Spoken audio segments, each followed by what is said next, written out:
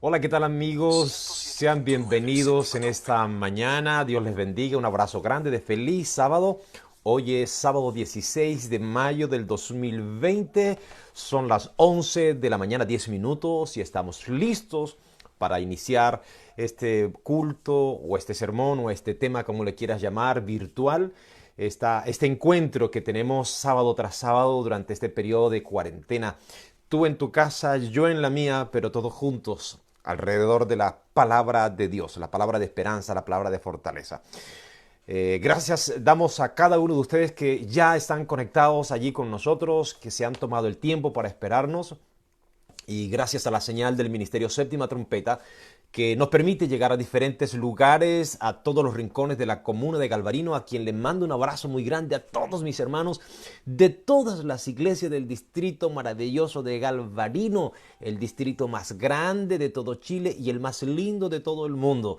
Un abrazo grande para ti, que Dios te bendiga, donde te encuentres escuchando la señal, sea a través de la radio, sea a través de Facebook Live, sea a través de www.setimatrompeta.cl o por cualquier otro medio, a través de la televisión en Ailinco, por ejemplo. Dios te bendiga. Un abrazo de feliz sábado allí en tu casa. No te olvides de darle un abrazo a la persona que está a tu lado y dígale: Dios te ama y yo también. Quiero aprovechar también para saludar a esta hora a los amigos y hermanos de Santiago, desde Santiago, que nos escuchan a través desde Santiago de Chile a través de las diferentes plataformas. Un abrazo especial para ustedes. Anoche empezaron el segundo tiempo. Anoche empezó la carrera de la resistencia para ustedes. Anoche empezó un nuevo periodo de cuarentena que seguramente va a poner a prueba mucho más su tolerancia, su paciencia, su confianza. Necesitamos reinventarnos como familia, necesitan reinventarse muchas cosas, empezar a aprender muchas cosas que se habían dejado de lado, porque esto es un cambio y cuando hay crisis hay que reiniciarnos. Cuando hay crisis tenemos que desaprender y tenemos que aprender algunas cosas más importantes. Muy bien, así que te pedimos que tú desde este momento comiences a compartir, a invitar, a mandar tus links a los WhatsApp, manda tus links a través de Facebook, a tus amigos, a tus amigas, a tus familiares, para que no se pierda el tema de hoy que hemos titulado el tema número 4, crisis de identidad en el remanente. Siguiendo esta línea temática, cuando empezamos a estudiar el libro de Lucas, el capítulo 4, allí, la tentación de Jesús en el desierto, y también cuando nos fuimos al Génesis a ver cómo las estrategias del enemigo están siendo apuntadas a la misma dirección, la identidad, la confianza de la creación de Dios, de los hijos de Dios, en la misericordia de un Padre, de un Dios creador, de un Dios grande y maravilloso. Así que comparte, por favor, porque necesito que todos estén listos para estudiar. Mientras tanto, yo quisiera enviarle una promesa a todas aquellas personas que en esta mañana están atravesando un problema difícil, sea por causa de la pandemia, sea por causa de alguna enfermedad de algún miembro de tu familia, o sea porque estás experimentando una situación financiera y ves delante de ti el futuro complejo, incierto y difícil. Para ustedes que ingresaron ahora en Santiago en esta crisis, en este periodo fuerte, hay una promesa para todos ustedes. Sea porque estás atravesando un tema de salud personal, por un miembro de tu familia, o seas porque estás siendo víctima de esta situación, esta promesa es para ti. Esta es promesa para ti. Y ojo a los amigos de Santiago, que estás allí, que estás tomando la señal desde un departamento, no puedes salir, tus hijos están estresados, tu familia ha comenzado ya a experimentar rasgos de irritabilidad. Mira esta promesa, por favor, ve conmigo al libro de Primera de Pedro capítulo 5. Primera de Pedro capítulo 5 allí. Busca en la palabra de Dios, Primera de Pedro capítulo 5, el versículo 10. El apóstol Pedro, tú sabes, él pasó por etapas, por dificultades en su vida, vivió un proceso de transformación de su carácter total. Y en las Sagradas Escrituras, ahí en el libro de Pedro capítulo 5, a partir del versículo 5 al 10 al 11, hace un llamado para aquellos que atraviesan crisis, que atraviesan dificultades. Este es uno de mis textos favoritos, es uno de los textos más lindos en la Biblia. Y allí, después que nos dice que necesitamos ir a Dios, escondernos en Dios, humillarnos a Dios, o sea, adorar a Dios en medio de la crisis, también nos recomienda alojar nuestras ansiedades arrojar nuestras ansiedades sobre Él, porque Él cuida de nosotros, porque nos ama.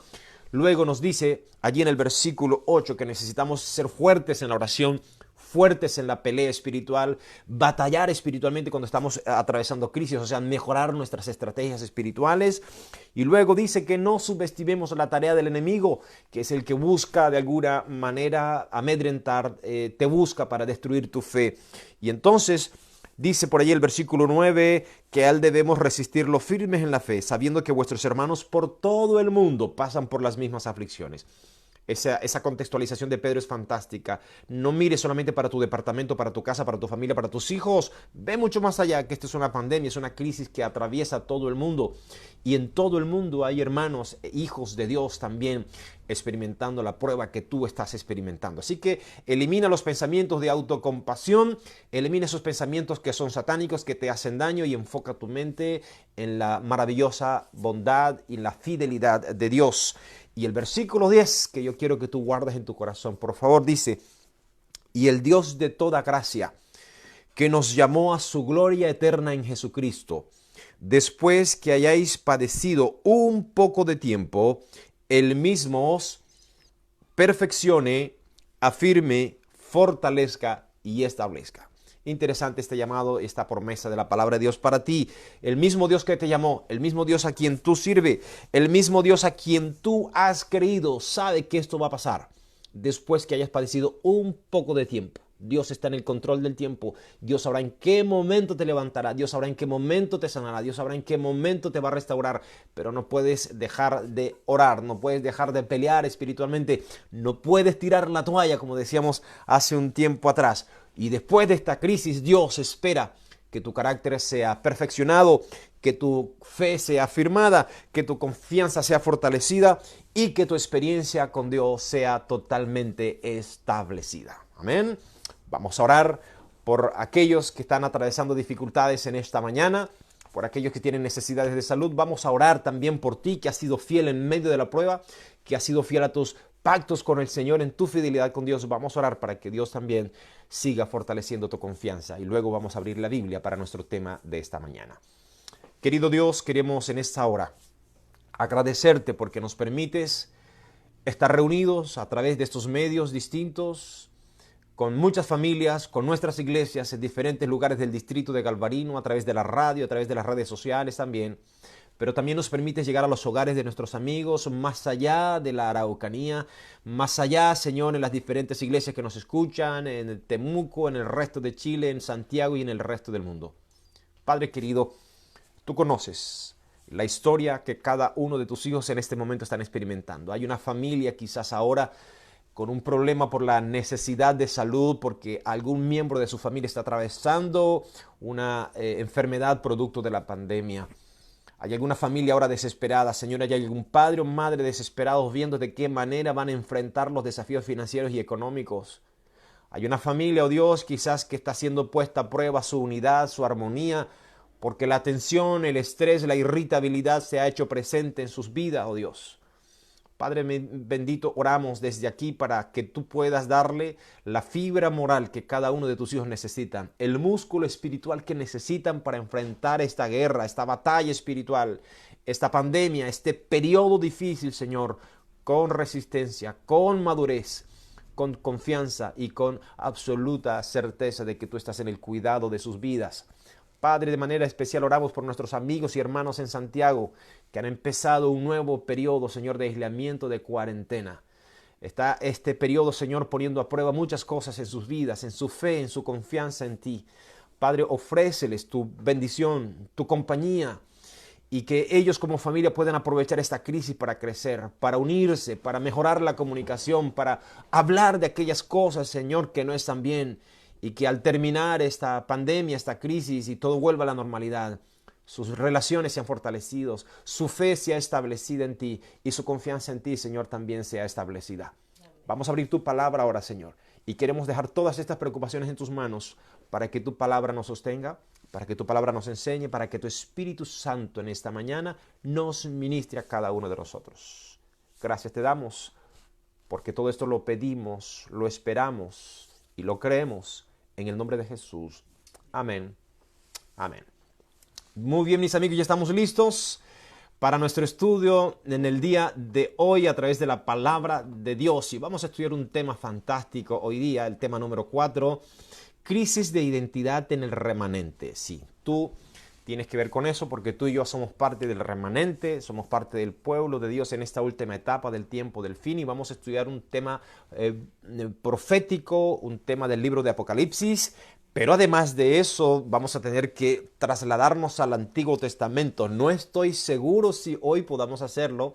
Lo más probable es que este tema vaya en dos partes, porque no quisiera pasar por alto, no quisiera pasar corriendo lo que vamos a ver. Y quiero que tengas una visión amplia, ¿no? de esto que vamos a estudiar a partir de hoy. Así que abre tu Biblia, ve conmigo allí al libro de Apocalipsis rápidamente, porque a partir de estos dos textos o de estas dos visiones que voy a dar de introducción viene nuestra primera pregunta. Así que estén atentos, porque viene una pregunta al terminar la introducción que necesitamos ver su participación, así que esté atento rápidamente porque vamos a escuchar la participación de todos ustedes para compartir también.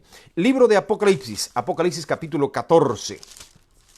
Apocalipsis capítulo 14. Ustedes saben que el libro de Apocalipsis capítulo 14, allí se registra la identidad, se registra un perfil del mensaje de los tres ángeles.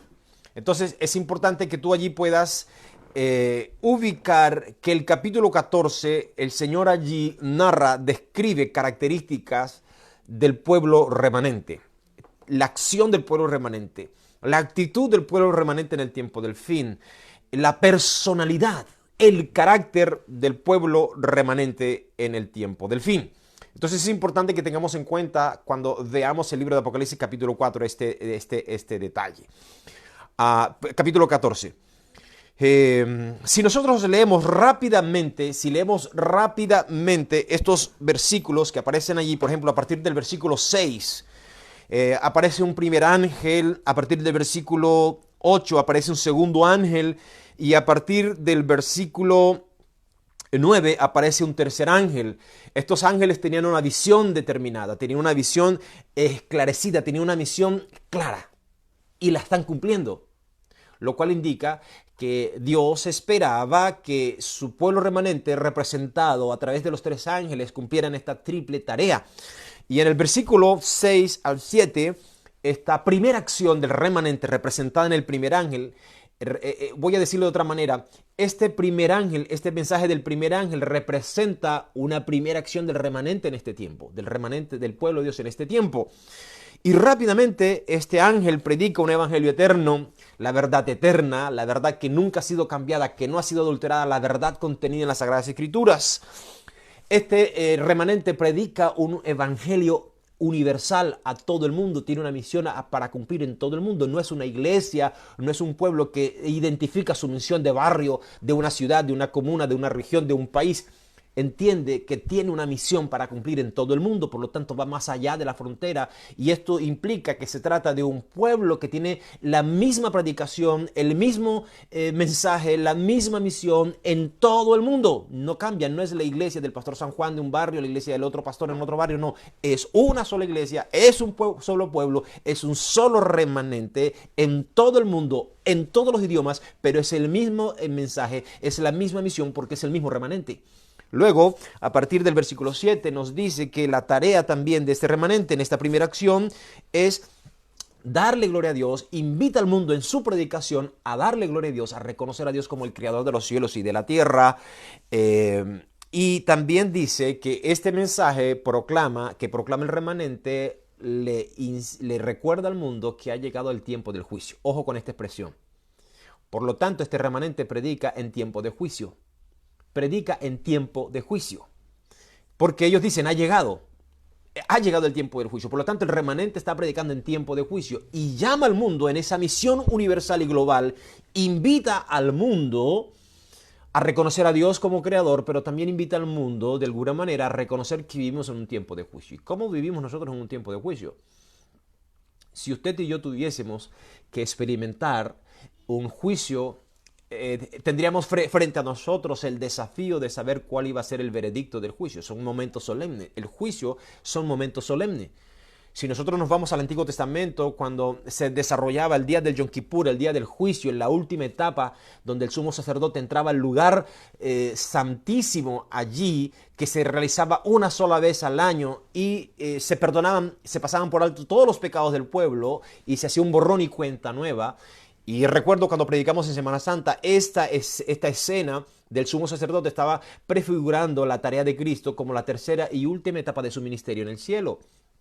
Por lo tanto, cuando Cristo Jesús termine esa tarea, vendrá como rey a la tierra y entonces sucederá la segunda venida. Por lo tanto, es una etapa crucial para el mundo, es una etapa de juicio para el mundo, es una etapa de expectación, donde todo el mundo debería estar en una actitud de preocupación por lo que puede acontecer con el veredicto del juez. Estamos en tiempo de juicio y el remanente entonces predica en tiempo de juicio. Entonces no solamente reconoce a través de su mensaje la necesidad de adorar a Dios, el creador de los cielos y la tierra, sino que además predica tiempo de juicio. Luego en el versículo 8, en el segundo mensaje, que representa también la acción del pueblo remanente en este tiempo, dice que un segundo ángel lo siguió diciendo: ha caído la gran Babilonia porque ha dado de beber a todas las naciones del vino del furor de su fornicación. Esta misión del remanente también proféticamente tendría como tarea enunciar, proclamar, anticipar, advertir a aquellos que todavía vivan en el mundo de Babilonia, en este sistema pagano, mentiroso y falso de adoración, la necesidad de salir de allí para que puedan ponerse a cuentas con Dios y evitar los castigos. O sea, es un mensaje también de misericordia para aquellos que no conocen el Evangelio de Cristo, para aquellos que todavía están perdidos, para aquellos que están engañados bajo sistemas falsos de adoración, para que encuentren el Evangelio eterno, para que encuentren la verdad eterna, para que vengan a ser parte del pueblo que quiere encontrarse con Dios y se preparen con certeza y seguridad al veredicto del juicio. Y luego aparece un tercer ángel, el cual dice que anuncia destrucción de los seguidores de este sistema falso y religioso. Si alguno adora a la bestia y a su imagen y recibe su marca en su frente o en su mano, este también beberá del vino de la ira de Dios, vaciado puro en la copa de su ira, y será atormentado con fuego y azufre ante los santos ángeles y ante el Cordero. Y dice allí: el humo de su tormento sube para siempre jamás, y los que lo adoran a la bestia y su imagen, y los que reciben la marca de su nombre, no tienen reposo ni de día ni de noche. Y luego el versículo 12 dice: aquí está la paciencia de los santos, los que guardan los mandamientos de Dios y la fe de Jesús. Entonces, es un sello allí, el versículo 12, que viene a respaldar el perfil, las características, la identidad del remanente de Dios. O sea, aquí yo veo un remanente con una identidad definida, con una personalidad definida, con un propósito definido, con una misión definida. Y más allá de eso, veo un remanente activo, no pasivo, no dormido, no cuestionador, no duditativo. Veo un remanente prácticamente activo, enfocado en una tarea que tiene clara. ¿Estamos claros hasta allí? Estamos claros hasta allí. Si estamos claros hasta allí, entonces vamos a avanzar a un segundo detalle, porque lo que vamos a encontrar aquí es extraordinario. Y ve conmigo ahora al libro de Apocalipsis capítulo 3. Apocalipsis capítulo 3. Los voy a meter en un problema, así que estén atentos, porque los voy a meter en un problema a ustedes y yo necesito que estén concentrados. Apocalipsis capítulo 3. Ustedes saben que a partir del capítulo 2 y 3 se narran el mensaje de las 7 cartas de Apocalipsis. Son 7 periodos que representan 7 periodos históricos. Aunque eran cartas a iglesias que existían en la época de Juan, también representan 7 periodos históricos de la iglesia, desde los días de Juan, desde los días de Cristo, hasta la segunda venida. Entonces, aquí vamos a ver un detalle interesante, porque lo que vamos a ver aquí a continuación va a desafiarlos a ustedes de una forma maravillosa. Por ejemplo, vaya conmigo allí al libro de Apocalipsis capítulo 3. Apocalipsis capítulo 3, el versículo que vamos a ver es el versículo 14. La última carta, el último mensaje al último periodo de la iglesia cristiana. Ustedes lo conocen, es el mensaje de la Odisea. La Odisea significa el juicio del pueblo o el pueblo juzgado.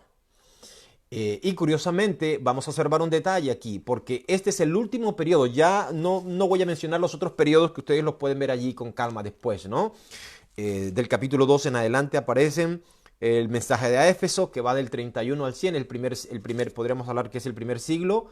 Es el primer siglo, podemos hablar de eso un poquito.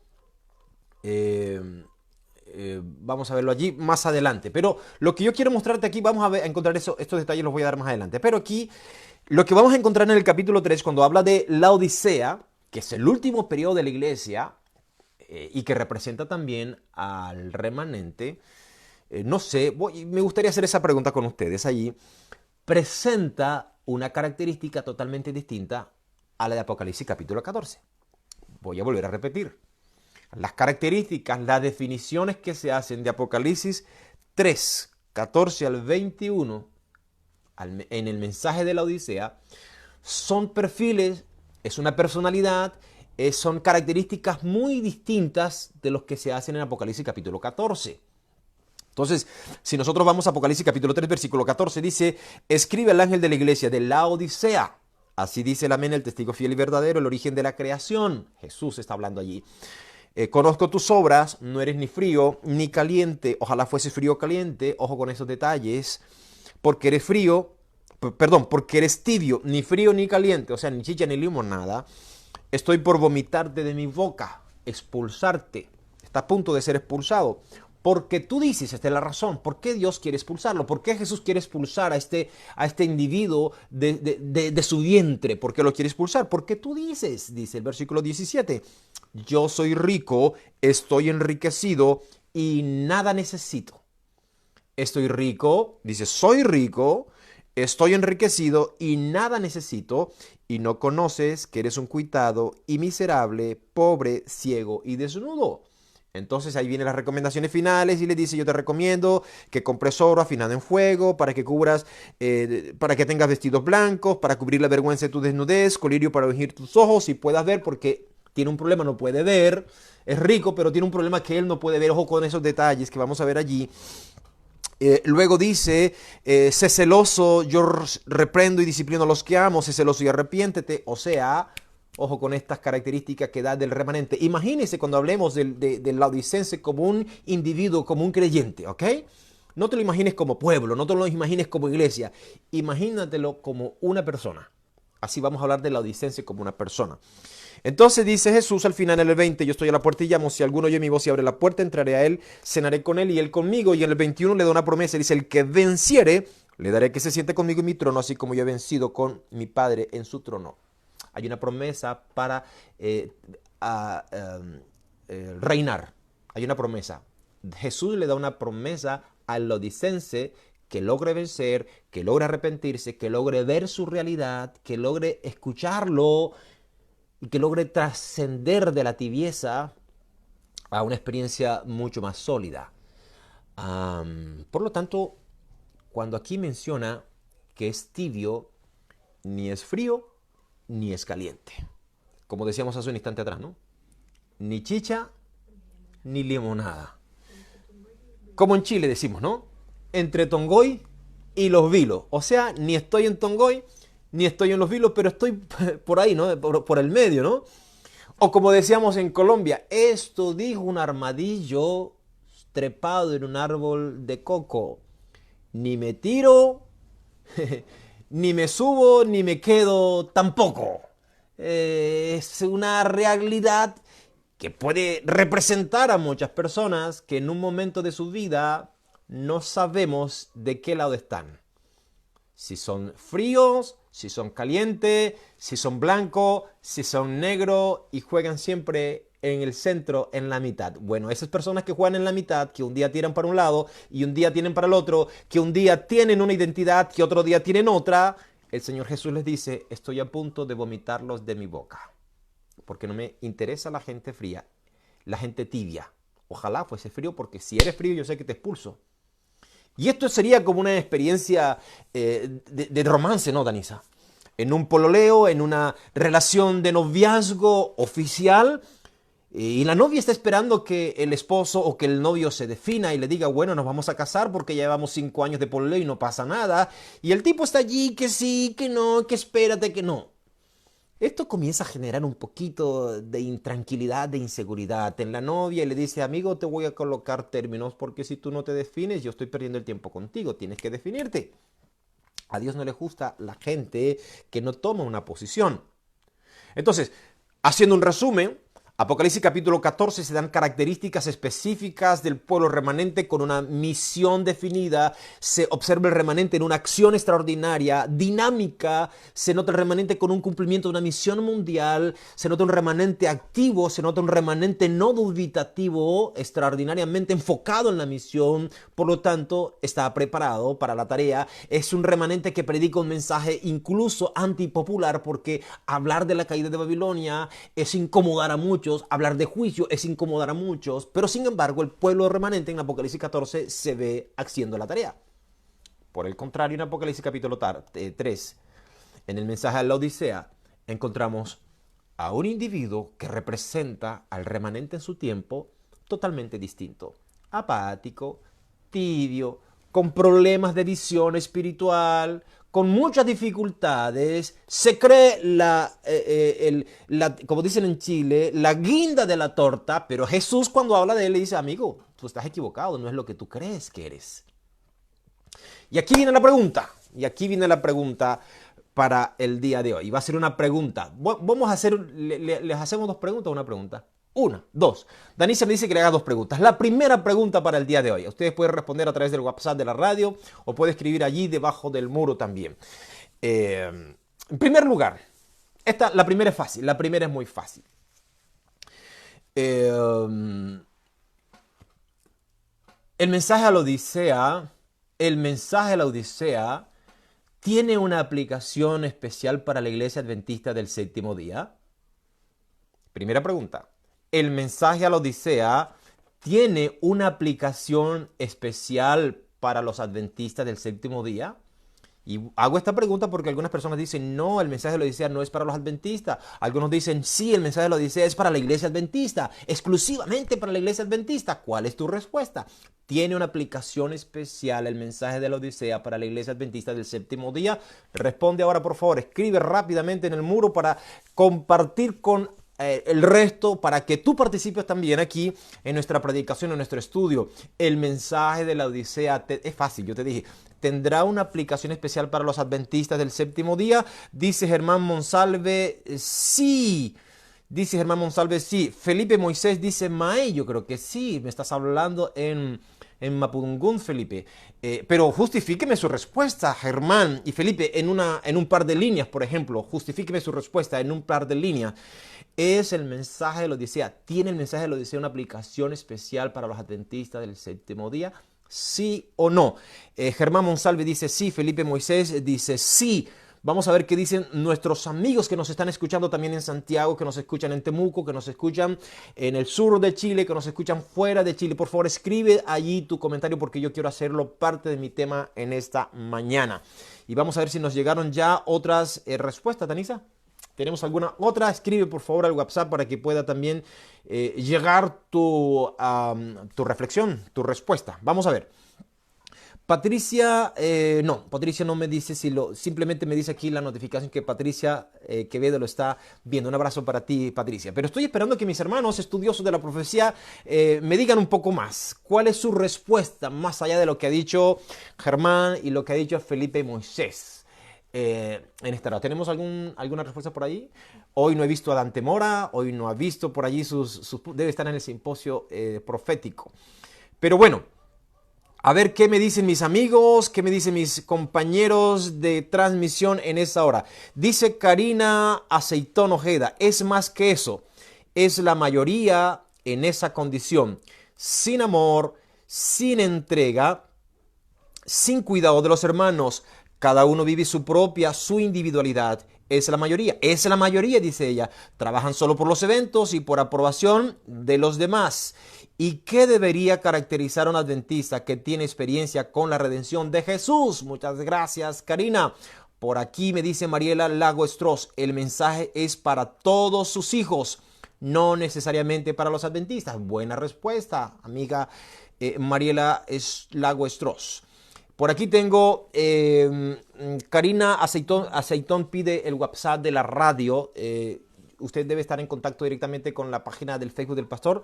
Si me acompañas, Danisa, con el WhatsApp de la radio para enviarlo por aquí. Muy bien. Novelia Irene Herrera dice, sí, tiene una aplicación especial para el tiempo, para la iglesia adventista en el tiempo final. Lo mismo me dice Joana Saavedra, que me dice sí. Y Fernando Galleguillos dice, yo creo que sí, porque incluso dentro de la iglesia adventista hay personas que son tibias. Fantástica declaración y aporte de Fer. Gracias, Fer. Todavía doy el tiempo para que alguien pueda compartir su punto de vista y su opinión en este proyecto. Es una aplicación especial, el mensaje de la Odisea para la iglesia adventista. Aquí está. El WhatsApp es 569-473-05397. Está en el chat allí, amiga querida. Muy bien, me dice Marielita Soto, sí, ese mensaje es para nosotros especialmente. Gracias, Marielita. Amigos queridos, déjame hablarte a ti que eres adventista del séptimo día. Si nosotros tenemos un concepto de que somos el pueblo remanente por la misión que Dios ha colocado en nosotros, no somos especiales porque nosotros seamos especiales. Dios colocó una misión delante de nosotros y esa misión que Dios le dio a este pueblo es lo que hace que este pueblo tenga una característica específica. Pero en el momento que deje cumplir esa misión, deja de ser especial. Y podemos hablar en otros temas lo que tiene que ver con la misión tal cual del remanente. Pero déjame decirte lo siguiente, no podemos nosotros pretender hacernos cargo de algo, hacernos dueño de algo, ignorando los costos que esto significa. O sea, si aceptas los privilegios, también tienes que aceptar los costos. Vamos a responder la primera pregunta. Por aquí me dice Leonila Fernández Ávila, para todos, pero podríamos decir que es particularmente a los adventistas, debido al carácter del pueblo remanente que destaca a la iglesia adventista del séptimo día. Y por aquí me dice también Rodrigo Lamas, es para el remanente. Amigos, le tengo una cita de Ellen White. Si usted tenía dudas, si usted tenía algunas ideas no definidas al respecto, le tengo una cita de Ellen White que fue publicada en la Revista Herald el 16 de octubre de 1856 y que también aparece por allí en Joyas de los Testimonios. Dice en el tomo 1, los adventistas del séptimo día han reconocido por más de un siglo que el mensaje a los laodicenses también tiene una aplicación especial para ellos. Ellen White. Voy a volver a leer. Los adventistas del séptimo día han reconocido por más de un siglo que el mensaje a los laodicenses también tiene una aplicación especial para ellos. Amén. Más claro no canta un gallo. Y aquí viene la pregunta, la segunda pregunta para ustedes. Segunda pregunta. ¿Cómo es que la tibieza, cómo es que la indiferencia, cómo es que los problemas de identidad que tiene el laodicense pueden ser aplicados a un pueblo representado al mismo tiempo por los tres ángeles y que posee una clara identidad, determinación en lo que cree, en lo que practica y en lo que predica? Esta es la pregunta. ¿La tibieza de la Odisea o la fuerza de los tres ángeles? ¿Cómo vamos a armonizar esas características opuestas para un mismo personaje, para un mismo pueblo, para un mismo remanente? Son características opuestas. El dinamismo, la tarea, la forma como el remanente se proyecta y se desenvuelve en el capítulo 14 no armoniza con la tibieza, con la ceguera espiritual que aparece en el capítulo 3 de Apocalipsis. Entonces explíquenme ustedes, ayúdenme ustedes, ¿cómo es que nosotros podemos armonizar esos dos cuadros opuestos para el mismo remanente? ¿Qué opinan ustedes? Si alguien me está viendo, seguramente con Fer está la pelo allí y quizás más de una persona es especialista, es profesional de la psicología.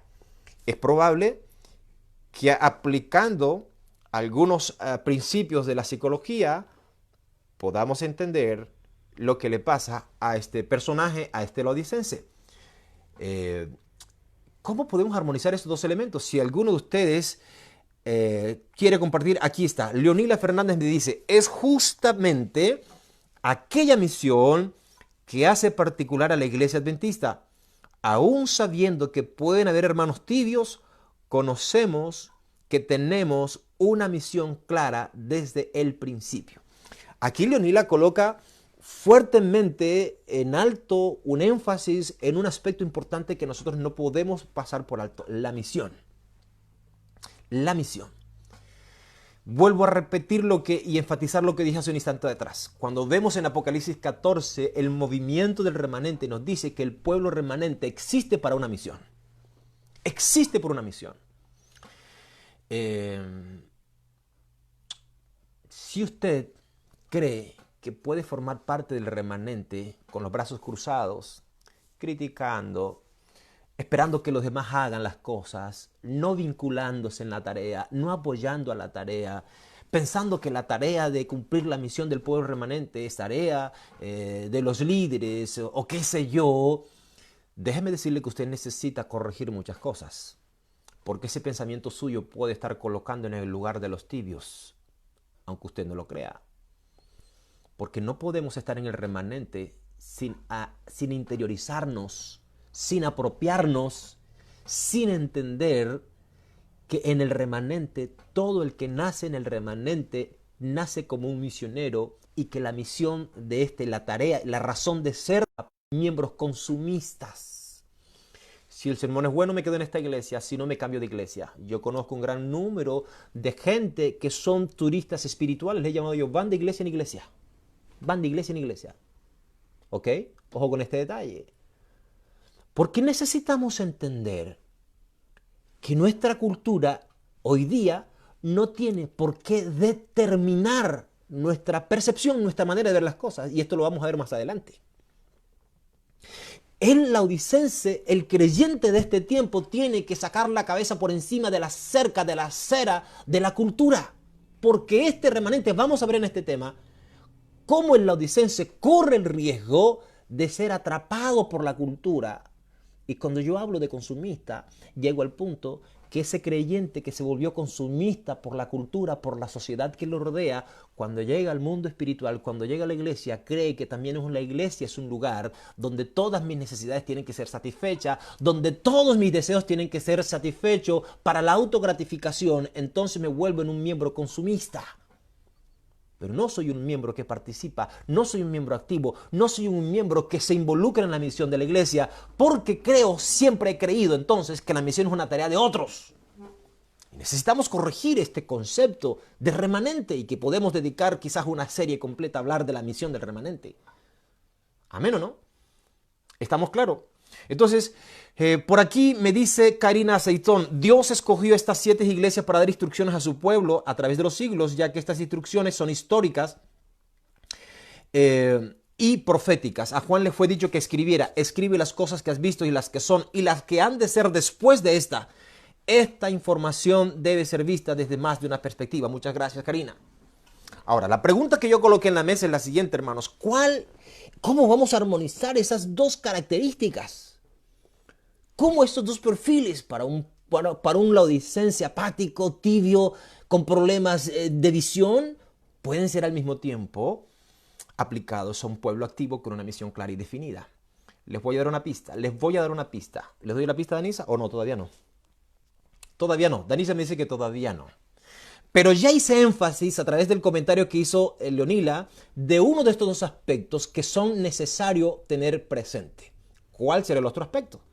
Y aquí viene la pregunta: ¿qué es lo que Dios le reprocha al laodicense? Eso lo vamos a ver más adelante. Así que avancemos rápidamente. Lo primero que necesitamos tomar en cuenta, amada iglesia, es que Dios siempre se identificó con un pueblo. Si nosotros vamos al Antiguo Testamento, desde Noé, aparece más adelante allí Set. Si tú me acompañas en el libro de Génesis capítulo 4, por favor, Génesis capítulo 4. Hay una expresión extraordinaria del Señor allí. Génesis capítulo 4, versículo 25 y 26. Los descendientes de Set, dice: de nuevo Adán conoció a su esposa y ella tuvo un hijo y lo llamó Set, porque dijo ella: Dios me ha sustituido otro hijo en lugar de Abel, a quien mató Caín. Tú conoces esta historia perfectamente. Y a Set también le nació un hijo y lo llamó Enos. Y entonces dice: desde entonces los hombres empezaron a llamarse del nombre de Jehová. Entonces observamos que a través de Set hay una generación que se identifica con Dios y Dios se identifica con la generación de Set. Y aquí vamos a ver cómo Dios va guiando, va acompañando y va identificándose con una generación, con un pueblo a lo largo de todas las generaciones. Después nosotros nos encontramos en el libro de Génesis, en el capítulo 6, versículo 8 y 9. Esta historia o este episodio de Set es mucho antes de Noé.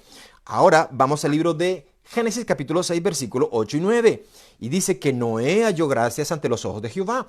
Esta es la historia de Noé. Noé, un hombre varón, un varón justo y perfecto entre los de su tiempo, entre su generación. Y dice, y perfecto. Varón justo y perfecto, varón justo y perfecto entre los de su tiempo.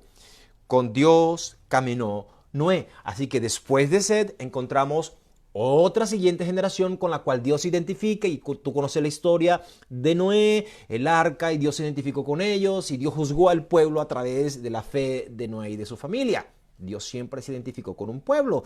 Ahora tú puedes decir, bueno, pero Noé después se equivocó, cometió errores. Bueno, ve añadiendo eso al libro porque eso enriquece la visión de lo que queremos ver en esta mañana. Luego aparece Génesis capítulo 12, después, mucho tiempo después de Noé, aparece Abraham. Y Dios llama a Abraham allí en el capítulo 12, versículo 1 al 3. Dios le había dicho a Abraham, vete de tu tierra, de tu parentela y de la casa de tu padre a la tierra que te mostraré, y haré de ti una gran nación, te bendeciré, engrandeceré tu nombre y serás una bendición, bendeciré a los que te bendigan y a los que te maldigan maldeciré, y por medio de ti serán benditas todas las familias de la tierra. Así que ahora encontramos a Abraham, a quien Dios hace un llamado directo, y Dios dice, Abraham, contigo quiero establecer un pacto, contigo quiero hacer una alianza, quiero bendecir al mundo, quiero que el mensaje de salvación llegue a todas las naciones hasta el último rincón de la tierra. Quiero que todas las naciones de la tierra conozcan al Dios grande y poderoso a través de tu tarea, Abraham, a través de tu simiente, a través de tus generaciones. En otras palabras, Dios llama a Abraham y le dice, Abraham, yo tengo una misión para ti y quiero que a través de tu familia, de tu generación, podamos desarrollar este plan de salvación para el resto del mundo. Y eso lo vamos a ver nosotros allí en el desarrollo de la historia de Abraham. Luego, Abraham tiene ¿cuántos hijos? Danisa, ¿cuántos hijos tuvo Abraham? Abraham. ¿Cuántos hijos tuvo Abraham? A ver, ¿quién me responde por aquí? ¿Cuántos hijos tuvo Abraham? Uno. Abraham tuvo un hijo. Su nombre es Isaac. Tuvo dos hijos. Efectivamente, tuvo a Ismael y tuvo a Isaac. Tienes la razón. Ismael y Isaac. Pero Ismael fue el hijo que Abraham tuvo con Agar, con la sierva. En un momento de duda, de temor de la promesa de Dios, Abraham pensaba, pero ¿cómo voy a ser padre de multitudes si ni siquiera tengo hija? Entonces Sarai le dice, bueno, acuéstate con Agar, mi sierva. Y surge un conflicto porque después surge Isaac, nace el hijo de la promesa, de acuerdo a lo que Dios había establecido cuando ya Abraham y Sara habían perdido las costumbres. Y entonces dice la Biblia que surgió un conflicto entre Agar y Sara, entre Ismael e Isaac. Conflicto que hasta el día de hoy se mantiene entre Israel y Palestina. Los descendientes de Ismael en Palestina, los descendientes de Isaac e Israel. Un conflicto hasta el día de hoy. Ahora, nota lo siguiente, Isaac es el hijo de la promesa, aquel hijo que fue sacrificado, que intentó ser sacrificado cuando Dios le dijo, dame a tu hijo, y pasó la prueba de la fe porque no fue sacrificado, y Dios proveyó un cordero que reemplazó a Isaac en el sacrificio. Esa actitud de Isaac estaba representando la actitud sumisa, obediente de Jesús cuando vino a morir y se ofreció con su padre para morir en nuestro lugar. Luego, después de Isaac, tuvo ¿cuántos hijos? ¿Cuántos hijos tuvo Isaac? 2 hijos, perfecto. Isaac tuvo 2 hijos. El primero de ellos, el mayor, Esaú. Ojo con esta historia, ojo con estos detalles porque va a ser relevante para el resto de nuestro estudio. Y Esaú, el hijo mayor. Y el segundo hijo, Jacob. Y aquí hay una historia fantástica, amada iglesia. Acompáñenme por favor allí en el libro de Génesis, vamos al libro del Génesis porque estamos viendo las generaciones con las cuales Dios se fue identificando. Se identificó con Abraham, después con Isaac. Pero Isaac tiene 2 hijos. 2 hijos. El primero de ellos es Esaú y el segundo es Jacob. ¿Con cuál de los 2 hijos se identificó Dios? ¿Cuál de los 2 representó el remanente de Dios? ¿Cuál de los 2 representó el remanente de Dios? Génesis capítulo 32. Vaya conmigo, Génesis capítulo 32. Si nosotros vemos la historia, de hecho yo te invito a que te lees la historia de Jacob. Es una historia fantástica donde puedes encontrar detalles muy relevantes para nosotros como remanente en este tiempo. Allí en el libro de Génesis capítulo 32, en el versículo 28, se narra que Jacob tuvo una pelea con Dios, una batalla con Dios. No vamos a dar más detalles, solamente voy a mencionar el versículo 28 porque esos detalles los vamos a dar después. Solamente quiero marcar aquí, en esta línea generacional de identificación de Dios con su pueblo remanente, que en una de esas generaciones específicamente de Jacob, el versículo 28 dice que Dios le cambió el nombre a Jacob. En aquella lucha, en aquella batalla, que vamos a explicar después, dice, y el ángel le dijo, el varón le dijo, no te llamarán más Jacob, sino Israel. Israel. Ese fue el momento cuando se le cambió el nombre de Jacob a Israel. Y a partir de allí,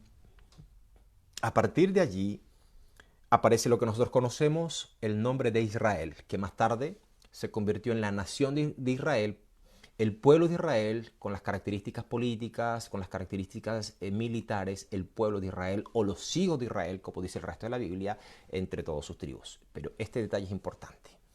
Vamos a volver a ese detalle después, ¿ok? Vamos a volver allí. Ahora, Jacob, el hijo menor de Isaac. Esaú era el hijo mayor, el dueño de la primogenitura, el que tenía la bendición directa, a través de quien debían cumplirse los privilegios divinos y espirituales. Era Jacob, era Esaú.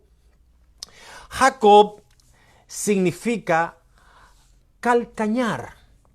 Se relaciona con el verbo akab, que significa tomar por el talón.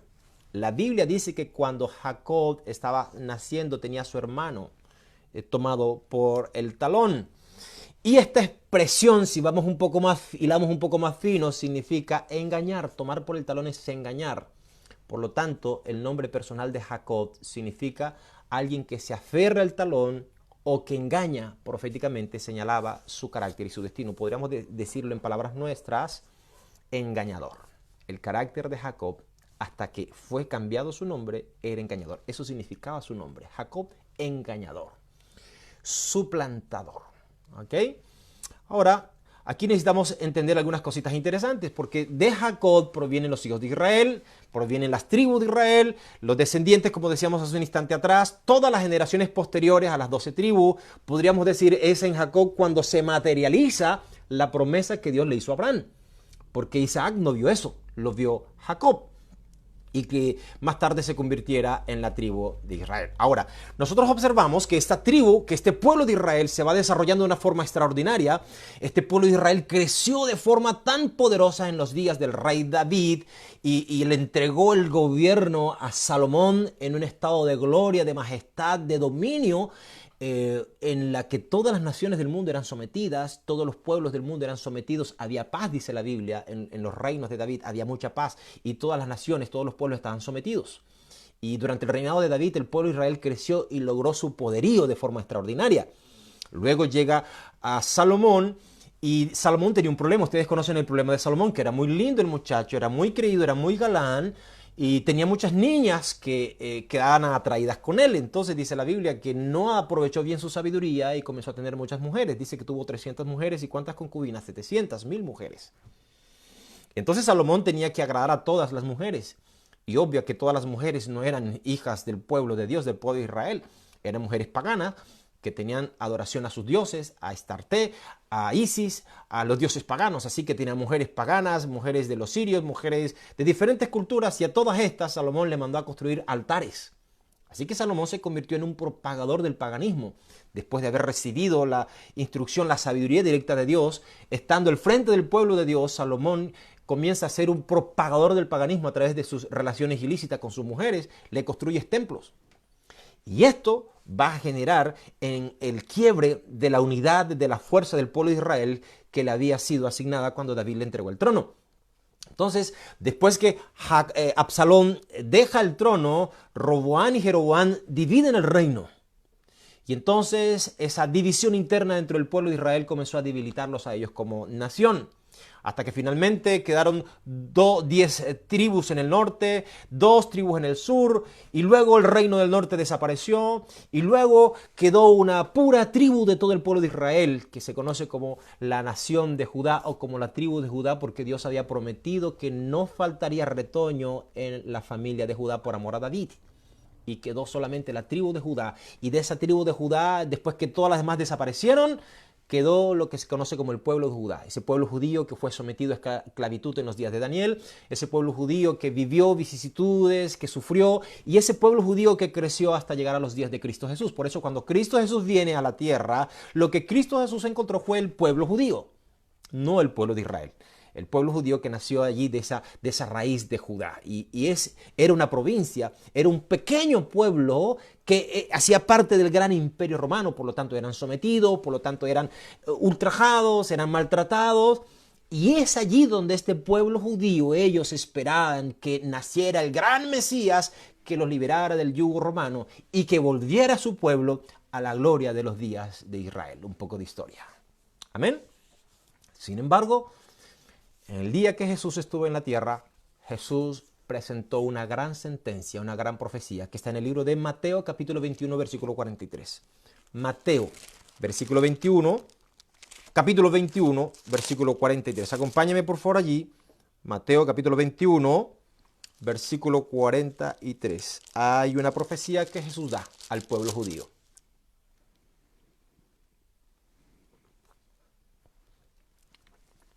Jesús cuenta la parábola de los malos labradores y contó allí que un propietario, allí en el versículo Mateo capítulo 21, el propietario plantó una viña y la rodeó de una cerca, cavó en ella un lagar, edificó una torre, la arrendó a los labradores y se fue lejos. Y cuando se acercó el tiempo de la cosecha, envió a sus siervos a los labradores para recibir su fruto. Pero los labradores tomaron a los siervos y a uno lo hirieron, a otros mataron y a otros apedrearon. Y el dueño envió a otros siervos en mayor número que los primeros, se hicieron lo mismo. Y dice que al fin envió a su hijo, pensando, el dueño, van a respetar a mi hijo. ¿No respetaron a los siervos? Espero que respeten a mi hijo porque es el dueño realmente. Y dice, pero al ver al hijo, los labradores dijeron entre sí, este es el heredero, matémoslo y quedaremos con la herencia. Y así lo echaron fuera de la viña y lo mataron. Está haciendo una alusión a través de esta profecía, de esta parábola, del papel de Dios y de Cristo en el plan de salvación. Cuando Dios mandó profetas al pueblo y fueron sacrificados, no fueron escuchados, fueron rechazados hasta que llegó Cristo Jesús. Pero dice la Biblia que a los suyos vino y los suyos no le recibieron. Y aquí anticipó Jesús que él tampoco iba a ser recibido por su pueblo, a su viña. A su pueblo vino Jesús y su pueblo no le aceptó. El pueblo judío, si nosotros vemos esta historia allí, cómo Jesús anticipó en esta parábola lo que iba a acontecer, cuál iba a ser la actitud de su propio pueblo, viniendo de la tribu de Judá, siendo la raíz, siendo del tronco, ¿me entiendes? Entonces dice el versículo 40, cuando venga el Señor de la viña, ¿qué hará estos labradores? Está hablando de juicio. Respondieron, matará sin compasión a esos malvados y rentará su viña a otros labradores que paguen el fruto de su tiempo, o sea, se lo entregará a otros. Entonces Jesús dice en el 42, nunca leísteis en las Escrituras, la piedra que desecharon los edificadores vino a ser la piedra de esquina. El Señor hizo esto y es maravilloso ante nuestros ojos. Por tanto, versículo 43, por tanto, ojo con este detalle, os digo que el reino de Dios será quitado de vosotros y será dado a gente que rinda su fruto.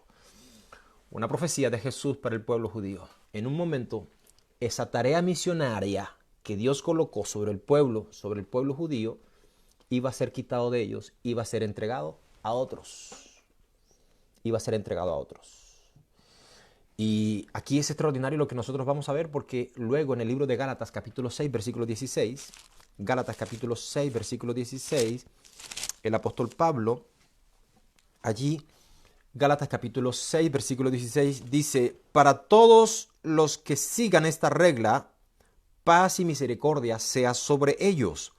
Lo mismo que para el Israel de Dios. El Israel de Dios es una expresión que aparece en la Biblia, no solamente de Pablo, creo que Santiago también lo registra, para hacer alusión a un pueblo en un sentido espiritual, a un pueblo, a todos los cristianos, ya no el pueblo literal, el pueblo de Israel como tal, como literal.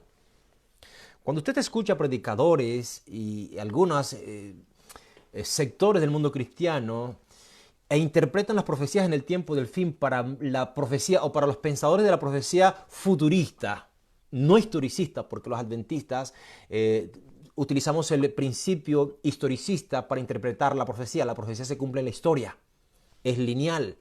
Jesús aplicó el principio historicista, los reformadores aplicaron el principio historicista, la iglesia adventista utiliza el principio historicista, la profecía se cumple en la historia, Cristo es el centro de la historia. Pero hay otros pensamientos para interpretar la profecía que son los pensamientos preteristas, la profecía se cumplió en el pasado, o los futuristas, la profecía se cumple en el futuro, o la idealista, que también tiene otra aplicación, pero no es historicista. En el mundo pentecostal, en el mundo evangélico, gran parte de los teólogos de la interpretación de la profecía no es historicista, es futurista. Por lo tanto, ellos creen en un rapto secreto y después de ese rapto secreto, un tiempo de tribulación, un tiempo de oportunidad para el pueblo de Israel literal y luego la venida de Cristo. Eso no tiene base bíblica, no tiene sustento bíblico, porque los que sostienen estas expresiones utilizan versículos, pero toman por fuera el contexto del versículo como tal. Entonces forzan la Biblia para, por ejemplo, darle sentido al rapto secreto, pero ignoran el resto del contexto de la Biblia que dice que Jesús nunca ha prometido venir de manera privada, sino que será visible, que de la misma manera como se fue al cielo, de la misma manera vendrá y todo ojo lo verá. Pero esta interpretación que existe en un sector del mundo cristiano futurista le abre la puerta a que el pueblo de Israel literal volverá a recuperar su posición. Y aquí la Biblia nos dice que Cristo Jesús profetizó que no habría tiempo para ellos y que sería entregado esta misión a otro pueblo. Y lo ratifica el apóstol Pablo en el libro de Gálatas capítulo 6, 16, cuando habla de ahora un Israel literal. Ahora, rápidamente, por favor, vaya conmigo allí. Cuando nosotros vamos al libro de Apocalipsis, nosotros vamos a ver que en el Nuevo Testamento Dios va identificando periodos. Por ejemplo, Jesús fundó la iglesia cristiana. Y la fundó, dice la Biblia, sobre la base de sus apóstoles. Así que le dio una base apostólica a la iglesia cristiana. El primer siglo fue un desarrollo extraordinario de la iglesia cristiana gracias al testimonio de ellos, que fue un testimonio basado en una experiencia personal con Cristo. A ellos nadie le doró la píldora. Ellos tomaron las enseñanzas propias de Cristo y las enseñaron tal como Jesús se las enseñó a ellos. Cumplieron la misión. Y por eso dice Juan, lo que hemos visto, lo que hemos tocado, lo que han palpado nuestras manos, esos damos a conocer. Luego, este periodo está representado en el periodo de Éfeso, el primer siglo. Luego nosotros encontramos el periodo de Esmirna, que es un periodo cuando la iglesia entra en un periodo de persecución y martirio, siglo II, siglo III aproximadamente. Luego encontramos el periodo de Pérgamo, de esta misma iglesia que nació con los apóstoles. Es un periodo de compromiso y de tolerancia, cuando la iglesia comienza a tolerar prácticas y doctrinas paganas. Ese vínculo con el estado político. Luego vemos este periodo de apostasía representado en Tiatira, que va desde el siglo V hasta el siglo XVI aproximadamente, y más adelante vemos a Sardi, que es un periodo de reforma, que se representa también en el mensaje cuando el pueblo comienza a despertar de una forma extraordinaria, y por último, antes de la Odisea, encontramos un periodo de reavivamiento en el mensaje de Filadelfia, que es ese despertar religioso que surgió en el mundo a través de la reescritura de las sagradas de la Biblia, de los mensajes de la segunda venida de Cristo, de Manuel Lacunza, el sacerdote chileno que escribió la venida del Mesías en gloria y majestad, y que fue publicada luego en Europa, y que luego Guillermo Miller también tomó de esto y comenzó a predicar la segunda venida de Cristo, y hubo un gran despertar religioso en todo el mundo. Un periodo de reavivamiento representa el periodo de Filadelfia. Y luego llegamos a la Odisea, donde empezamos en esta mañana. Y llegamos a la Odisea. Un periodo de tibieza, un periodo de indiferencia. Ve conmigo allí, por favor, el libro de Apocalipsis capítulo 3. Apocalipsis capítulo 3. Rápidamente, porque vamos a leer un detalle, vamos a ver un par de detalles allí, Por un asunto de tiempo, vaya preparándose porque yo no voy a terminar el tema hoy. Los voy a dejar con una pregunta que les voy a dejar de tarea para el resto de la semana para que continuemos el próximo sábado. Apocalipsis capítulo 3, versículo 14. Apocalipsis capítulo 3, versículo 14. Escribe al ángel de la iglesia de Laodicea. Reitero, Laodicea significa el juicio del pueblo o el pueblo es juzgado. Y aquí te hago una pregunta. ¿Por qué Dios le llama Laodicea al último periodo de la iglesia? ¿Por qué Dios decidió enviar la última carta a la iglesia de Laodicea en los tiempos de Juan?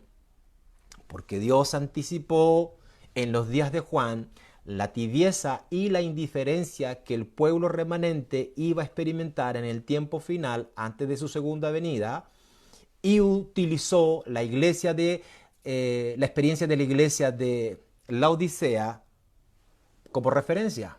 Él pudo haber colocado el mensaje a Laodicea al principio, pero lo coloca al final para ilustrar cuál iba a ser el mayor peligro del pueblo remanente en el tiempo del fin. Número 1, esa es la primera respuesta. La segunda respuesta, ¿cuál es? Dios coloca el periodo de la Odisea en el tiempo final porque coincide con el tiempo de juicio. Los adventistas creemos que Cristo Jesús inició en el año 1844 esa última etapa del juicio investigador. Por lo tanto, el periodo de la Odisea coincide con el periodo de juicio de Cristo Jesús en el cielo. Ustedes observan, no hay una octava carta, no hay un octavo periodo de la iglesia. Terminando este periodo, termina el juicio y Cristo viene a la tierra. Por eso Apocalipsis 14, el mensaje del remanente es que el mundo entienda que vivimos en una etapa solemne, en un tiempo de oportunidad, en un tiempo de juicio. ¿Estamos claros hasta allí, no? Me hacen falta los amén de la iglesia. Si alguien puede escribir por ahí un amén, sería fantástico, porque yo sé que están concentrados allí. ¿Ok? Entonces, la Odisea representa ese periodo de la iglesia que coincide con el juicio y que es parte de la misión del remanente, predicar un tiempo de juicio. Creo que en una entrevista con el hermano Juan Opaso, no sé si él mencionaba en la entrevista, pastor, necesitamos escuchar más sermones acerca del Espíritu Santo, necesitamos escuchar más sermones acerca del juicio. Sí, porque estamos viviendo aquí en este periodo. El libro de Apocalipsis tiene que ser abierto, tiene que ser predicado, tiene que ser escudriñado, tiene que ser saboreado ahora más que nunca. Porque es lo que está pasando. Y a mí me llama la atención que vamos a otras fuentes, pero nos vamos a la Biblia. Entonces, en primer lugar, Jesús le habla a la iglesia de este tiempo. Cuando tú comiences a leer este versículo, este texto, este mensaje, es para ti, es para mí, es para nosotros que vivimos en este tiempo, que coincidimos con el juicio de Dios después de 1844. Entonces le dice, así dice el testigo fiel, el amén, el testigo fiel y verdadero, el origen de la creación de Dios. Esta declaración es fantástica. ¿Por qué Jesús quiere identificarse como el testigo fiel y verdadero? ¿Por qué Jesús quiere identificarse como el origen de la creación? Yo encuentro una razón fantástica. ¿Cuál es? Cuando ustedes van al resto de las cartas de Apocalipsis, Cristo Jesús utiliza un nombre que tiene que ver donde ofrece su respuesta al problema de la iglesia. No lo vamos a ver ahora, pero tú lo puedes ver después del almuerzo. Jesús utiliza un nombre distinto, porque ese nombre que Jesús utiliza representa la solución al problema que la iglesia en su tiempo estaba experimentando. Por lo tanto, cuando Jesús aquí utiliza el testigo fiel y verdadero, existe que es probable que exista alguien que no es verdadero, que no es fiel, o que exista la posibilidad de que le esté hablando a un remitente que tiene problemas de identidad. Si Jesús tiene que recordarnos que Él es el testigo fiel y verdadero, es por algo. Y luego dice, el origen de la creación. O sea, Jesús dice, yo soy el original de la creación. Yo tengo el ADN de la creación. Yo tengo el ADN de la identidad. Y bueno, la Biblia dice que los seres humanos fuimos creados de imagen y semejanza de Dios y que por Cristo Jesús, por Él fueron creadas todas las cosas. Y dice, Él es la imagen invisible del Dios, la imagen real del Dios invisible. Entonces, cuando Jesús se refiere a sí mismo como la piel original, como el verdadero, como el fiel, la única, el documento fiel y verdadero, Jesús está diciendo, al mismo tiempo está descubriendo, está desnudando la realidad del remitente. Amén. ¿Queda claro, no? Jesús está identificando con su título la falencia, la desnudez, la necesidad del remanente. ¿Estamos claros hasta allí? Ahora tú entiendes por qué Jesús le habla al odicense, yo soy el verdadero, yo soy el fiel. Porque el odicense tiene un problema de identidad. ¿Y cómo lo sabemos? Dice el versículo 15, yo conozco tus obras, no eres ni frío, ni eres caliente, ni eres ni frío, ni eres caliente. O sea, ni chicha ni limonada, ni entre Tongoyo y los vilos, ni te tiras, ni te bajas, ni te quedas tampoco. No te decides, dice la Biblia. Y entonces, por causa de esa frialdad, de esa tibieza, dice Jesús, ojalá fuese frío o fuese caliente. Pero porque eres tibio, ni frío ni caliente, estoy a punto de vomitarte de mi boca. O sea, el vómito es una expresión terrible. Porque el vómito, ¿qué es? Es expulsar algo que hizo daño, que es contrario a la armonía de tu estómago, de tu organismo. Algo te hizo daño y tiene que expulsarlo del cuerpo hacia afuera. Una expulsión. Y si Jesús está diciendo estoy a punto de vomitarte, está diciendo estoy a punto de expulsarte. Y lo interesante de esto es que el vómito, aunque usted vea un ejemplo terrible, pero lo utilizó Jesús. Jesús es el que colocó el ejemplo del vómito. Y Yuli estará diciendo guácala. Pero Jesús utilizó, porque está diciendo, es repugnante, es tan terrible lo que está dentro de mí, que el cuerpo tiene que expulsarlo. Tu cuerpo no va a volver a la realidad hasta que no expulse aquello que te está haciendo daño. Todos hemos pasado por eso. Y sabemos lo terrible que sucede en nuestro cuerpo cuando el cuerpo mismo quiere expulsar aquello que está dentro para que puedas recuperar tu salud y tu tranquilidad. Entonces, ¿qué es tan repugnante? ¿Qué es tan repugnante para Jesús que Él dice, yo estoy a punto de vomitar, de expulsarlo? Y voy a expulsarlo, a menos que. Entonces dice el versículo 17. ¿Qué es lo que hace que sea tan repugnante? Voy a repetir la pregunta. ¿Qué es lo que hace que la experiencia de la Odisea sea tan repugnante para Cristo? ¿Pueden responder ustedes? Lo dice el versículo 17. Porque tú dices, tú, no yo, tú. Es el concepto que tú tienes de ti. Es lo que tú crees. Es la forma como tú te identificas. Es la forma como tú te describes. Es la forma como tú crees que eres. Tú crees, dice. Tú dices soy rico, estoy enriquecido y nada necesito. Y no conoces que eres un cuitado y miserable, pobre, ciego y desnudo. Hermanos queridos, dos características. La primera de ellas, o dos menciones. La primera de ellas.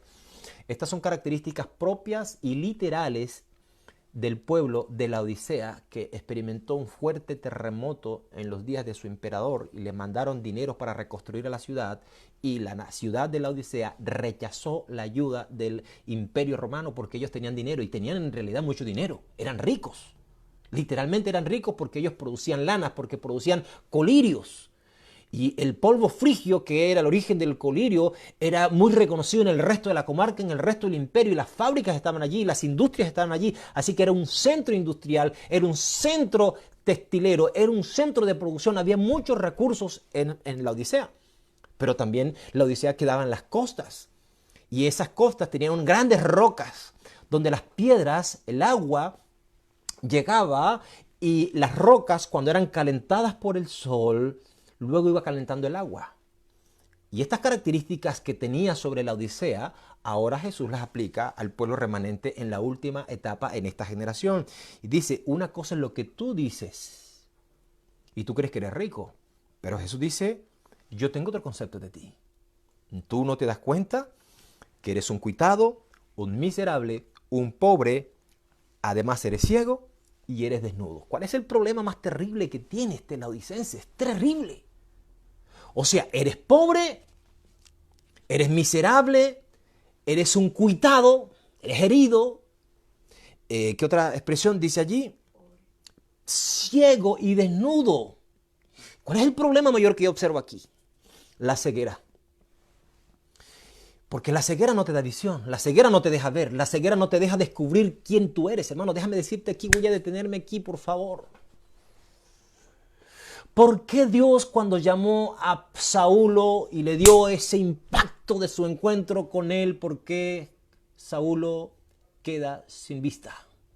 3 días, con los ojos vendados, cerrados, hasta que llegó el enviado de Dios y le dijo, hermano, recobra la vista. Por una razón fundamental, Jesús quería darle a Saulo una nueva visión. 3 días con los ojos cerrados, sin poder ver, no había nada a su alrededor que lo desconcentrara, que lo atrayera, no había luces. ¿A dónde tú miras cuando pierdes la visión? Hacia adentro, a nivel de tus ideas, de tus criterios, de tus conceptos, de tus juicios. Déjame decirte que cuando hemos vivido momentos de crisis, y esto va para ti, cuando vivimos momentos de crisis son los momentos más lindos para crecer, para ver a Dios. Porque es la crisis la que te enseña, quien te muestra quién realmente tú eres. No nos tomamos el tiempo para pensar en nosotros. Estamos todo el tiempo convencidos de que todo lo que hacemos es bien, de que todo lo que decimos es correcto, de que todo lo que pensamos es correcto, que nuestra vida es correcta, que hacemos lo que hacemos que es correcto, que llegamos hasta aquí y llegamos de la manera correcta, como Saulo.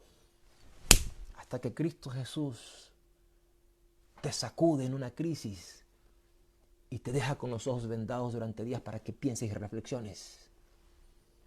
Como dijo Steve Covey, escribió en su libro Los 7 hábitos de las personas altamente efectivas, el modo de ver las cosas es el problema. Estoy hablando para ti que tienes una crisis en tu matrimonio.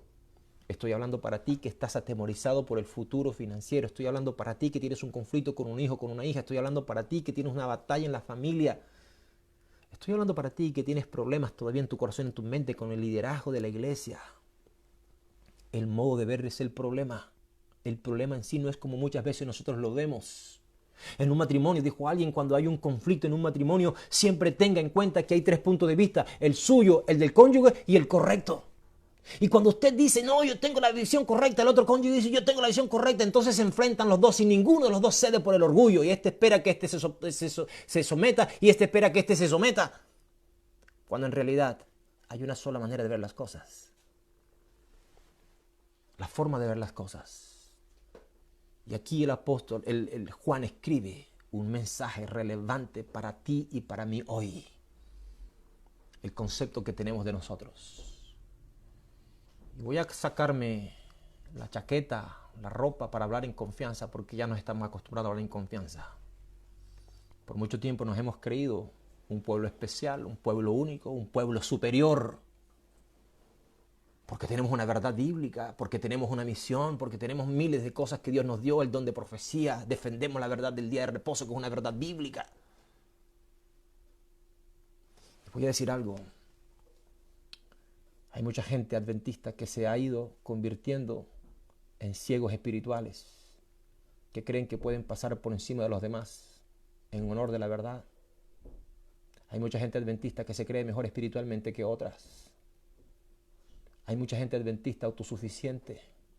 Hay mucha gente adventista que necesita tener una experiencia con Dios como la tuvo Saulo para que sus ojos sean abiertos y tener una nueva visión. Pablo habla de eso. Pablo dice, transformaos en la actitud de vuestro pensamiento. Unos textos claves para mí. Pablo dice que necesitamos transformar en la actitud de nuestra mente. Efesios capítulo 4, versículo 23. Romanos 12, 1. Hermanos, necesitamos entender que nuestro destino, nuestro presente, nuestra historia, la historia que tú estás viviendo, permíteme decirte de esta manera, como lo dijo alguna vez un pensador, Zig Ziglar, decía, usted es lo que es porque eso es lo que usted decidió ser. El hijo pródigo nos da una lección extraordinaria. Jesús en esa parábola, el hijo pródigo está en la provincia olvidada, comiendo comida de cerdo. Ni siquiera podía comer comida de cerdo por su manera de pensar. Usted está donde está por su manera de pensar. Usted es lo que es por su manera de pensar. Usted tiene la familia que tiene por su manera de pensar. Usted tiene las relaciones que tiene por su manera de pensar. Usted tiene su experiencia espiritual por su manera de pensar. ¿Cuánto necesitamos que Dios transforme nuestra visión? Porque nuestra ceguera espiritual nos está llevando al lado de la tibieza. Y en el lado de la tibieza, lo único seguro que tenemos es la expulsión. ¿Amén o no? Amén. ¿Por qué no hablamos así de esto?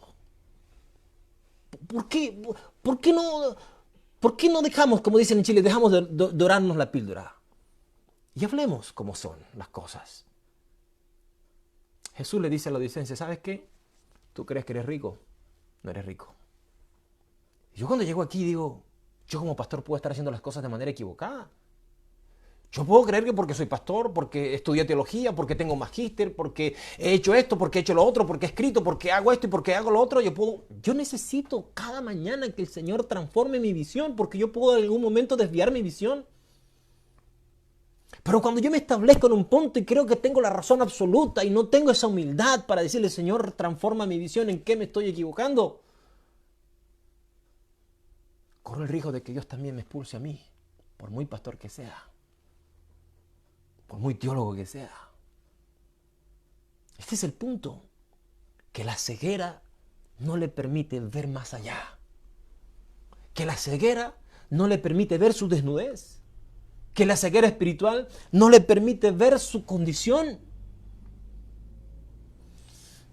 Podríamos decir muchas cosas aquí, amada iglesia, pero aquí yo observo un problema y es que cuando tú tienes ceguera espiritual, surgen otras situaciones peores. Jesús, allí en el versículo 17 dice, tú dices, yo soy rico, estoy enriquecido y nada necesito y no conoces que eres un cuitado y miserable, pobre, ciego y desnudo. Hermano, por favor, esta persona no solamente tiene un problema de ceguera, sino que ahora tiene dificultad de un juicio moral crítico. Si Pelo me está escuchando y me puede escribir, o alguno de los profesionales en el área de la psicología me puede escribir, ¿qué pasa? ¿Cuál es el diagnóstico de una persona que tiene dificultad de hacer un juicio moral? Critica a todo el mundo, pero no tiene la posibilidad de hacer autocrítica. ¿Cómo se llama eso? Número 1. Y número 2, tarea para los psicólogos que están ahí en el chat. Número 2. ¿Cómo define la psicología moderna o cómo define la ciencia? Y esto lo hago de manera de ejercicio nomás, no porque la ciencia tenga que regir lo que nosotros vemos en la Biblia, pero solamente para mostrarte desde un punto de vista científico este caso. Cuando una persona se cree rica, se viste como rica, vive como rica, se endeuda para vivir como rico, construye un imperio sobre un lugar falso, pero nunca se da cuenta que no es rica, que nada de aquella idea que se ha creído es correcta. Si algún amigo psicólogo o psicóloga pueden responder, porque tiene un nombre, yo no lo quiero dar, pero tiene un nombre, lo tiene. Pero me gustaría que un profesional lo dijera. Y hemos conocido casos de personas que han asumido una personalidad distinta a la real, y lo cual muestra un problema. Entonces, el laodicense tiene un juicio moral crítico y tiene un conflicto de identidad. No sabe que eres un desventurado, la realidad es otra. Tú tienes un concepto, pero la realidad es otra. Entonces, aquí vamos a un texto en el libro de Hebreos, capítulo 13, versículo 8, y voy a terminar en los próximos 5 minutos para que ustedes vayan pensando en qué momento voy a terminar. En los próximos 5 minutos voy a hacer el cierre. Vaya conmigo el libro de Santiago, capítulo 1, versículo 17. Cuando Jesús dice, yo soy la creación, yo soy el origen, yo soy el testigo fiel y verdadero, es interesante ir a lo que nos dice Santiago, capítulo 1, versículo 17. Santiago, capítulo 1, versículo 17. Mira lo que dice Jesús allí. Santiago 1, 17. Toda buena dádiva y todo don perfecto es de lo alto y desciende del Padre de las luces, en quien no hay mudanza, ni sombra, ni variación. Gloria a Dios. Gloria a Dios. En Dios no hay mudanza, en Cristo no hay mudanza. No hay sombra de variación. Dios es el mismo de Adán, el mismo de Set, el mismo de Noé, el mismo de Abraham, el mismo de Jacob, el mismo. No ha cambiado. El mismo del pueblo, el mismo de los apóstoles, es el mismo, no ha cambiado. Dios no ha cambiado. Luego Hebreos capítulo 13 también, allí al ladito, tú buscas Hebreos capítulo 13, versículo 8, reafirma esto. Dice, Jesucristo es el mismo ayer, hoy y por los siglos de los siglos. Jesús no cambia. Él es el mismo. Cuando Él se identifica en Apocalipsis es por algo. Él no cambia. La pregunta que llevo aquí es la siguiente. ¿Podemos cambiar nosotros? ¿Pudo haber cambiado la visión del remanente? ¿Pudimos habernos desviado en algún momento de nuestra tarea, de nuestra visión, de nuestro compromiso con Dios? Ay, ay, ay, amigos queridos, déjame decirte lo siguiente y aquí voy a dejarle el pie abierto en la puerta para el próximo tema porque no vamos a resolverlo hoy día. En primer lugar, déjame decirte una cosa, que el periodo de la Odisea empieza después de 1844, lo cual implica que la Odisea ha compartido la casa con el posmodernismo. Modernismo, la época de la industrialización, la gente sale del campo a la ciudad, aparecen las grandes industrias, las grandes fábricas y comienza a reemplazarse el ser humano por las máquinas. Y como lo dijo ya alguna vez alguno de los científicos, él dijo, el hombre está sufriendo una crisis de identidad porque ahora se pregunta si la máquina puede hacer lo que antes el hombre hacía, ¿dónde encontramos significado para el hombre? Entonces, en la Odisea se comienza a compartir territorio y comienza a habitar, a cohabitar con este periodo de posmodernismo. Nosotros hoy estamos en el año 2020. ¿Cuántos años han pasado después de 1844? Es interesante. Y aquí la pregunta que yo voy a hacer a continuación es la siguiente. ¿Será que el posmodernismo, que la cultura ha podido impactar la identidad nuestra como hijos de Dios, como pueblo de Dios, como creyentes? ¿Será que la cultura ha impactado nuestra propia cultura espiritual?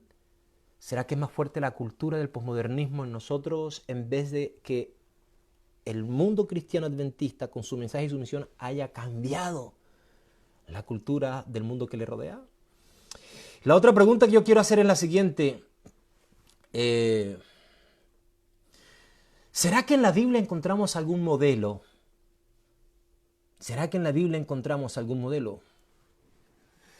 Voy a decirlo de la siguiente manera. Una característica particular del posmodernismo es la simulación. Les voy a dar una tarea. Allí en internet ustedes pueden consultar a Jean Baudrillard. Baudrillard. Jean Baudrillard. Es un libro titulado Cultura y Simulacro. Es un sociólogo, un filósofo, un teórico cultural, un comentarista político, fotógrafo. Su primera tarea fue fotógrafo.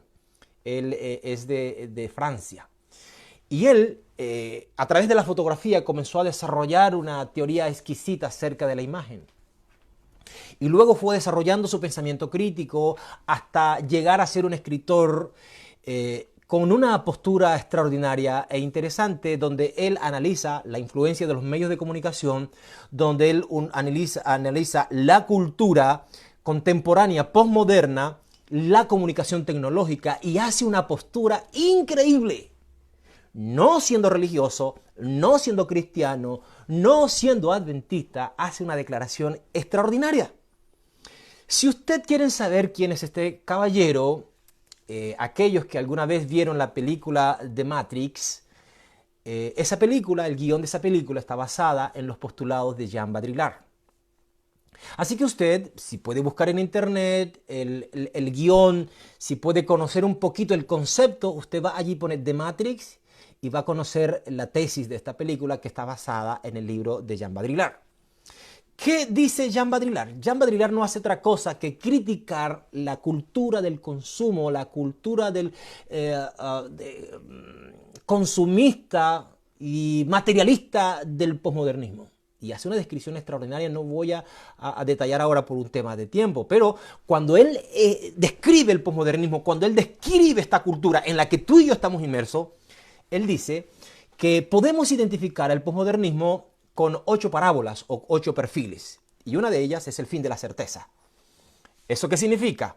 Que los grandes postulados, las grandes verdades que seguían de generación a generación terminaron, por lo tanto nadie tiene la verdad absoluta. El mundo, la sociedad seguía verdades desconocidas, simplemente eran trasladadas de una generación a otra, eran verdades, por ejemplo los 10 mandamientos. Hemos visto cómo pensadores de esta época han echado por tierra la vigencia de los 10 mandamientos. La autoridad de la Biblia. Se creía en un tiempo en la autoridad de la Biblia. Y en muchas verdades, como la familia, hoy día hemos visto cómo se echa por tierra la verdad de la familia, la verdad del matrimonio. Las grandes certezas, las grandes verdades han ido perdiendo fuerza y ha dado paso entonces al relativismo moral. Ya el absolutismo desaparece y todo es relativo. Él también habla como una manera de definir al posmodernismo con la comprensión tiempo y espacio. O sea, él dice, ya no tenemos fronteras. Ya el mundo global es una sola aldea. Estamos conversando aquí y podemos estar en contacto con alguna persona en cualquier rincón del mundo a través de este mismo medio. Porque tú haces algo aquí que tiene impacto en el tiempo. Ya no estamos determinados por la ley del espacio y del tiempo, porque la comunicación ha hecho posible romper las barreras. Él también habla del mosaico móvil, habla de la economía flexible, cómo vamos mutando, ¿no? En aquellos trabajos, en aquellos salarios sólidos de tantas horas de trabajo, y ahora la economía comienza a moverse porque es muy flexible por los cambios económicos que vive el mundo. También habla de la globalización, esto que estoy mencionando un poco, cómo nos invade la cultura, cómo se pierde la identidad local, como hablábamos de lo que pasó con la Pax Romana en el Imperio Romano. Habla del yo limitado, y cuando habla del yo limitado dice, el ser humano comienza a crear paredes y se va limitando a sí mismo. Menos relaciones, por lo tanto, menos vínculos, por lo tanto, más ansiedad, más depresión, más frustración. El mundo avanza, pero yo no avanzo. Y el yo, el ser humano como tal, comienza a sufrir y a experimentar una crisis de identidad. Y eso lo va describiendo él. Y la última que me fascina, la última, es él, Jean Baudrillard, quien habla de la simulación segura. De la simulación segura. Dice que una característica única, característica primordial del posmoderno es la simulación. Y a través de la imagen, a través de esto, él dice, el ser humano busca simular algo que no es verdad. Simulan tener riqueza y autoridad con objetos artificiales como prendas, tecnologías artificiales, objetos que les cuesta adquirir. Estoy hablando textualmente de Jean Baudrillard. La cultura es la base de la simulación, dice él, lo que permite la justa exposición a la realidad. Y debido a que viven en este mundo de simulación, les es imposible discernir entre lo real y lo que aparenta ser algo. ¡Qué fantástico! Me fascina esta cita porque no lo da un religioso, no lo da un pastor, no lo da un protestante, lo da un filósofo que no cree en Dios. Y dice aquí Pelu Monber-Paz, cuando una persona no puede visualizar el dolor del otro, no valora las ideas del otro, se vuelve narcisista, solo ve por sí mismo y para sí mismo, y adopta una personalidad narcisista. Fantástico. Muchas gracias, Pelo, por tu aporte. Entonces puede haber una respuesta aquí, ¿no? Aquí está la respuesta a la pregunta. Gracias, Pelo. Podemos volvernos narcisistas, egoístas. Y déjame decirte que el narcisismo es una de las características del posmoderno hoy día. Entonces te decía que hoy día, y voy a volver a leer esta cita que menciona Baudrillard, debido a que las personas viven en este mundo de simulación, les es imposible discernir entre lo real y lo que aparenta ser algo. Y aquí viene mi pregunta. ¿Qué fue lo que Jesús dice de Laodicense? Eres ciego y no puedes ver tu realidad, tu necesidad. Y con esta pregunta voy a cerrar mi tema en esta mañana. Pregunto. Yo creo que Laodicense tiene un problema de simulación espiritual. Cree ser lo que no es, cree tener lo que no tiene. Cree ser rico espiritualmente y no lo es. La pregunta, que va a ser la introducción para el próximo sábado. La pregunta es, ¿habrá un caso de simulación espiritual en el pueblo de Dios, en alguna generación del pueblo de Dios?